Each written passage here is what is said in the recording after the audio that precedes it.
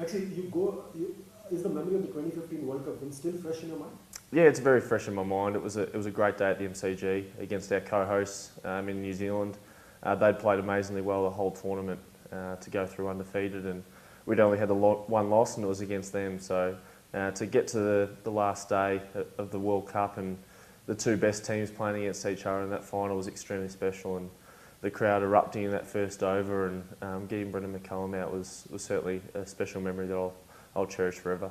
So you go into the 2019 World Cup as the defending champion. Does that put extra pressure on Australia as a side? I think it does a little bit, but also it playing in different conditions probably takes a little bit of that edge off as well.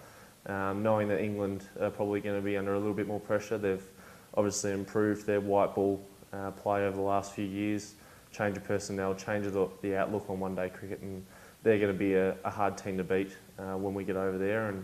And I think having a much different squad to what we had in 2015 will probably take a little bit of the edge of that off as well. You played in a World Cup previously. What is the excitement and challenge of playing a World Cup? I think it's just all the preparation. It's a long lead into a World Cup. I think even looking at the T20 World Cups we've played in previously, there's a long year or so that you're building towards that. Every tournament you play is with an eye on the World Cup that's coming up, and I think that's the beauty of the World Cup. Once you get there, it's all your planning and preparation, all put out in front of the public, and once you hit that ground running and start playing those World Cup games, it all comes together, and whichever team probably plans and prepares the best will go in, no doubt, and give themselves the best chance. What would it mean playing a World Cup in the United Kingdom? It's considered the home of cricket and hosted previous World Cups. What would it mean to play a World Cup in the United Kingdom? I think it'll be pretty special. I've played a couple of Champions trophies in England, and they've been just as special. And I don't think anything's going to pass playing a World Cup in your own country and winning it. I think that's as special as it can possibly get. And I think India would probably know how that felt, having the opportunity to win a T20 World Cup and the One Day World Cup in 2011, I think it was. It's an extremely special feeling. Yes, it will be special playing in England in a World Cup, but nothing's ever going to take away from winning the World Cup in front of your home fans and in front of your friends and family. What are your ambitions and targets for the World Cup? I suppose if selected in that World Cup, it would be a great opportunity to take Australia to back-to-back World Cups. I think that would be pretty special for our playing group, a young playing group. We're going to be led by a different captain than we were in the 2015 edition, and it'd be a great effort for our team to, I suppose, prove a lot of people wrong that we've slipped a little bit in the rankings, and we've gone a different direction. It'd be nice to prove a lot of people wrong, and I suppose show the world the sort of class that we do have in that team. And I think if you've just got to look down that list, you know that there's a lot of quality. Our quicks are high quality as well, and I think we've got a right balance to hopefully win that World Cup. There are only 10 teams. Would it make it the most open World Cup ever? Yes and no. I think it obviously dilutes the talent of the other nations not being involved. I think that was the beauty of the World Cup in 2015, where other teams were getting involved and they were taking on these bigger nations and pushing them right to the limits. There was a few games there where the minnows, as they were called, were taking victories off the bigger sides, and I think that's what World Cup's great to watch, and makes it really entertaining to watch. I know I enjoy watching on TV where it was Afghanistan playing, and they were pushing the big sides, and I think you're only going to see those sides push harder in the future, and hopefully this 10-team World Cup makes them strive for that and to push those bigger nations out. What would it mean to win a World Cup yet again?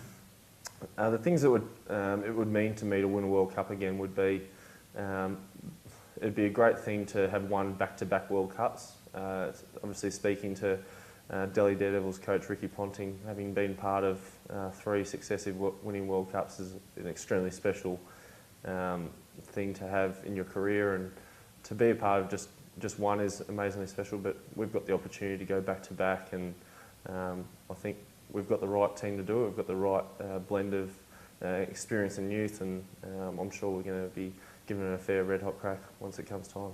Why do you think Australia has been able to have a stranglehold over the World Cup?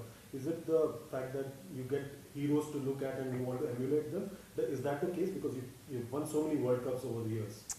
I think it's just the Australian team seems to perform very well under pressure. Backs against the wall, we seem to just stand up and perform well in those high pressure games when it's do or die. And I think we've had a consistent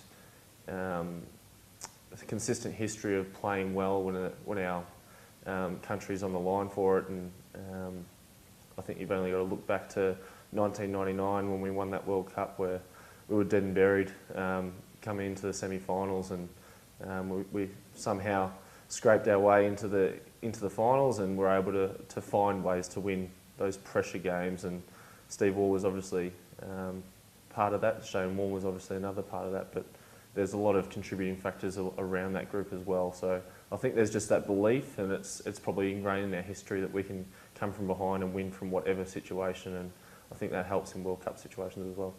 Finally, any abiding World Cup memory that has stayed in your mind? The World Cup memory that probably sticks with me the most was the 2003 edition when Ricky Ponting scored 140 with Damien Martin at the other end, and I think he scored mid-80s with a broken hand. For them to take on that Indian attack and beat them at the Wanderers, it was extraordinary hitting to watch. I think he got his 100 off less than 100 balls, and it was just an extraordinary hitting, and probably the first time we really saw hitting of that quality. I think Australia scored 360 or something like that, and India was still a chance to chase it because of the quality of their lineup, and that was one of my earliest memories of good quality batting, and something that really drove me to wanting to be wearing that Australian jersey.